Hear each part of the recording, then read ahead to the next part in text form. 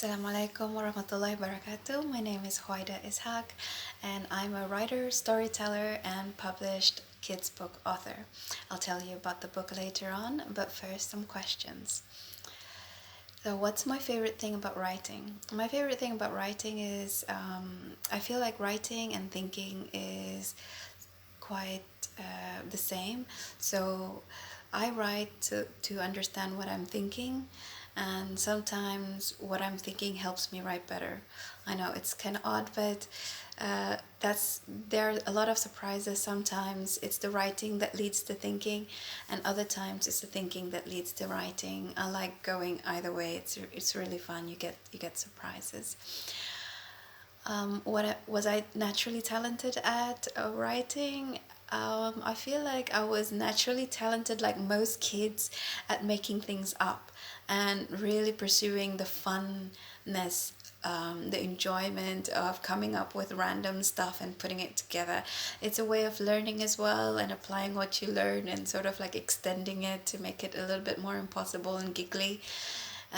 So I was a natural at that, like many kids.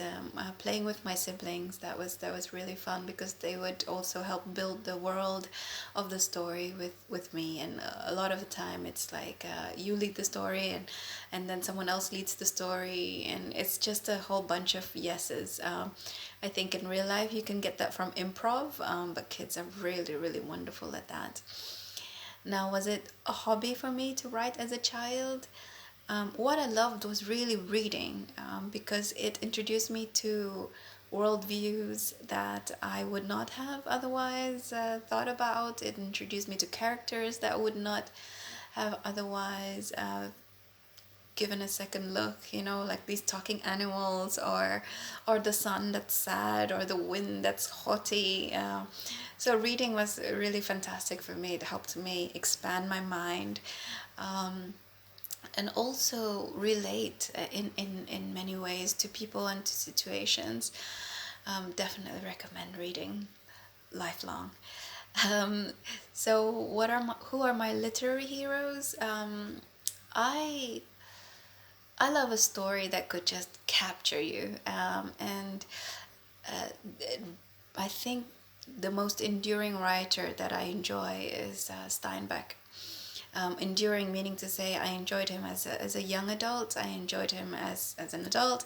I could pick any Steinbeck right now and come back to that feeling of wonder and amazement at how a writer can take a really big view of the world and suddenly focus that lens into something so microscopic, like a bug crossing the road, and then go all the way out again into this big universe of what everybody is feeling, and new things. Yeah, so I enjoy Steinbeck, Steinbeck, Steinbeck. All of his books are just wonderful for me. Name three books that are must reads for children. Okay, anything by Roald Dahl, because Roald Dahl is fun. Anything by Neil Gaiman, because he's really respectful and he's really amazing when he writes kids books. He talks about the essential in a very almost offhanded way, but amazing. Like I definitely recommend these two authors for children. Their children's book collection, of course. Keep the adult one for later. And the third one really is like my all time favorite. I read it even now. It's The Little Prince. Little Prince by Antoine de Saint-Exupéry. Highly, couldn't be more highly recommended. What's the one piece of advice I would give for to children who dream of writing? So writing, it's really fun. You make things up and anything goes. So I would say go ahead and write for the fun factor, and then at some point you want to become a better writer, and then you start to need to ask people what they think about your writing and get feedback on the writing. Now that can be tough, so I would say pick carefully, choose well. people who are supportive, who can see where you can improve, but at the same time be able to recognize your talent and imagine and appreciate your imagination. And then the next step after that is taking that feedback and putting it back, circling it back into your story, and seeing if you could make it better. And then you reiterate, you repeat the process. So you write, you look for feedback, and then once you can take it, you revise your work, and then write more, and hopefully that will help you scale up. But it really starts with that one simple step of just keep writing, do not stop. If you can do that, you are golden.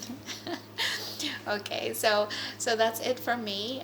Again, my name is Huwaida, and I have published a children's book that was inspired by a little kid of a friend that I know, who is so very curious, like many kids, but who was able to see that everybody is important. And the reason why I told this story is because I always heard that look to the elderly for wisdom, and look to kids for hope. But I feel that's only half of the story. I find that kids have an immense amount of wisdom, and I respect kids so very much.